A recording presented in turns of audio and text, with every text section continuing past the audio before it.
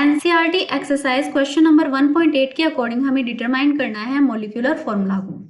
हमें यहाँ पर आयरन ऑक्साइड दिया गया है जिसका मॉलिक्यूलर फॉर्मूला हमें बताना है और यहाँ पर हमें बताया गया है कि इस आयरन के ऑक्साइड के अंदर जो आयरन का मास परसेंट है वो है 69.9% और ऑक्सीजन का मास परसेंट है 30.1%। और साथ में हमें यहाँ पर बताया गया है कि इस ऑक्साइड का जो मोलर मास है वो है 160। जब आप ये क्वेश्चन एनसीईआरटी में देखोगे तो वहां पर आपको मोलर मास गिवन नहीं होगा, लेकिन अगर हमें मॉलिक्यूलर फॉर्मूला पता करना है तो उसके लिए हमें मोलर मास पता होना जरूरी है। तो जब आपको एग्जाम के अंदर किसी का भी मॉलिक्यूलर फॉर्मूला फाइंड करने को बोला जाएगा तो वहां पर आपको मोलर मास जरूर दिया जाएगा। तो इस क्वेश्चन के लिए हमारा जो मोलर मास है वो है 160। अब यहाँ पर हमें कैलकुलेट करना है मॉलिक्यूलर फॉर्मूला को, और ये वाला जो क्वेश्चन है वो आपको सिमिलर देखने को मिलेगा क्वेश्चन नंबर 1.3 के। क्वेश्चन नंबर 1.3 के अंदर हमने पता किया था इंपेरिकल फॉर्मूला को, और इस क्वेश्चन के अंदर हमें पता करना है मॉलिक्यूलर फॉर्मूला को। तो जो शुरुआती स्टेप है वो बिल्कुल वैसे ही रहेंगे जैसे हमने क्वेश्चन नंबर 1.3 के अंदर देखे थे। तो पहले हम लिखते हैं हमें यहाँ पर क्या गिवन है। हमें यहाँ पर गिवन है आयरन का मास परसेंट। तो आयरन के लिए जो मास परसेंट है वो है 69.9% और ऑक्सीजन का जो मास परसेंट है वो है 30.1%। अब मॉलिक्यूलर फॉर्मूला को पता करने से पहले हमें इसकी इंपेरिकल फॉर्मूला पता होना जरूरी है, यानी कि अभी हम वो सभी स्टेप फॉलो करेंगे जो कि हमने क्वेश्चन नंबर 1.3 के अंदर किए थे। तो यहाँ पर आपको जो मास परसेंट है वो देखने को मिल रहा है, पहले हमें इसे कन्वर्ट करना पड़ेगा ग्राम के अंदर। तो उस क्वेश्चन के अंदर भी हमने देखा था कि जब हम इन्हें ग्राम में कन्वर्ट करते हैं तो ये कन्वर्ट होगा 69.9 ग्राम और 30.1 ग्राम के अंदर। तो अभी हमने ये जो मास परसेंट है इसे कन्वर्ट कर लिया है ग्राम के अंदर। इसके बाद में अगला जो हमारा स्टेप रहेगा वो रहेगा कि इन अमाउंट का यूज करते हुए हमें इन एलिमेंट के जो नंबर ऑफ मोल्स है उन्हें कैलकुलेट करने हैं। तो नंबर ऑफ मोल्स को कैलकुलेट करने के लिए हमारा जो फॉर्मूला होता है वो है number of moles is equal given mass divided by molar mass. तो पहले हम बात करते हैं आयरन की। आयरन के लिए जो गिवन मास है वो है 69.9 और आयरन का जो मोलर मास होता है वो होता है 55.85।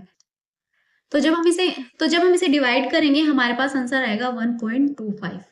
इसका मतलब इस आयरन के ऑक्साइड के अंदर जो आयरन है उसके 1.25 नंबर ऑफ मोल्स है। फिर हम बात करते हैं ऑक्सीजन की। ऑक्सीजन का जो गिवन मास है वो है 30.1 और इसे डिवाइड करेंगे हम 16 से, जिसके बाद में हमारा आंसर आएगा 1.88। इसका मतलब है ऑक्सीजन के जो नंबर ऑफ मोल्स है वो है 1.88। अब हमारे पास आयरन और ऑक्सीजन दोनों के नंबर ऑफ मोल्स आ चुके हैं। हम यहाँ पर इन दोनों नंबर ऑफ मोल्स को लिखेंगे रेशियो की फॉर्म में। आयरन के लिए नंबर ऑफ मोल्स है 1.25 और ऑक्सीजन के लिए नंबर ऑफ मोल्स है 1.88। इसके बाद में हमारा अगला स्टेप रहेगा कि इन दोनों नंबर में से जो स्मॉलेस्ट नंबर है उसे डिवाइड किया जाएगा, और इन दोनों नंबर में से आपको स्मॉलेस्ट नंबर देखने को मिल रहा है 1.25। तो 1.25 को हम दोनों तरफ डिवाइड करेंगे। जब हम इन्हें डिवाइड करते हैं तो हमारे पास नया रेशियो आता है जो कि है 1:1.5। अब ये जो रेशियो आया है इसके अकॉर्डिंग हमें आयरन और ऑक्सीजन का फॉर्मूला लिखना है। तो इस रेशियो के अकॉर्डिंग हमारा फॉर्मूला होता है Fe1O1.5। लेकिन आप इस फॉर्मूला के अंदर देखोगे कि जो ऑक्सीजन है उसका जो नंबर है वो डेसिमल में है। हमें ये जो नंबर है ये डेसिमल में नहीं चाहिए होता, तो इसलिए क्या करेंगे हम इसे होल नंबर में कन्वर्ट करेंगे, और होल नंबर में कन्वर्ट करने के लिए इसे डिवाइड करेंगे 2 से। अब हमारा जो नया फॉर्मूला आता है वो है Fe2O3। इसका मतलब हमारा ये जो आयरन का ऑक्साइड है इसका इंपीरिकल फॉर्मूला है Fe2O3। तो ये हमें इंपीरिकल फॉर्मूला पता लग गया। अब इस इंपीरिकल फॉर्मूला का यूज करके हम मॉलिक्यूलर फॉर्मूला भी कैलकुलेट कर सकते हैं। तो अब हमारे पास आ जाता है इंपीरिकल फॉर्मूला। इसके बाद में हमारा नेक्स्ट स्टेप है उसके अंदर हमें कैलकुलेट करना पड़ेगा इस इंपीरिकल फॉर्मूला का मोलर मास।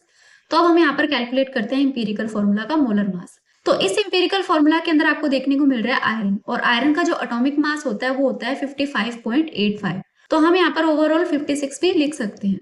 मल्टीप्लाई करेंगे 2 से क्योंकि यहाँ पर टोटल 2 आयरन है। उसके बाद में हम प्लस करेंगे ऑक्सीजन के मास से। ऑक्सीजन का जो एटॉमिक मास है वो है 16। यहाँ पर टोटल 3 ऑक्सीजन है इसलिए मल्टीप्लाई करेंगे 3 से। इन सभी को कैलकुलेट करने के बाद में हमारा जो आंसर आएगा वो आएगा 160 ग्राम पर मोल, यानी कि इस एक मोल इंपीरिकल फॉर्मूला का जो मोलर मास है वो है 160 ग्राम पर मोल।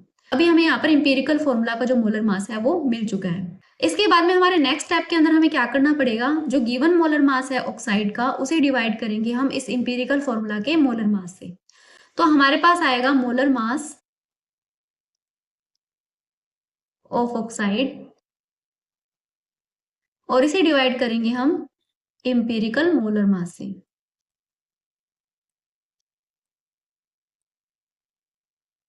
तो इस क्वेश्चन के अकॉर्डिंग हमारा जो मोलर मास है ऑक्साइड का वो है 160 और यहाँ पर जो इंपेरिकल फॉर्मूला है उसका मोलर मास भी 160 है।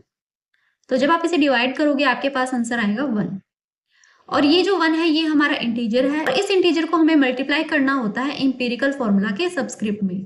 तो हमारा इंपेरिकल फॉर्मूला था Fe2O3 और इसके सबस्क्रिप्ट में हमें इस इंटीजर को मल्टीप्लाई करना है। तो जब हम इसे मल्टीप्लाई करेंगे हमारे पास आंसर आएगा Fe2O3। इसका मतलब है इस आयरन के ऑक्साइड का जो मॉलिक्यूलर फॉर्मूला है वो है Fe2O3। तो इस क्वेश्चन का हमारा जो आंसर है वो है Fe2O3 और इसी के साथ में हमारे जो क्वेश्चन है वो भी कंप्लीट होता है।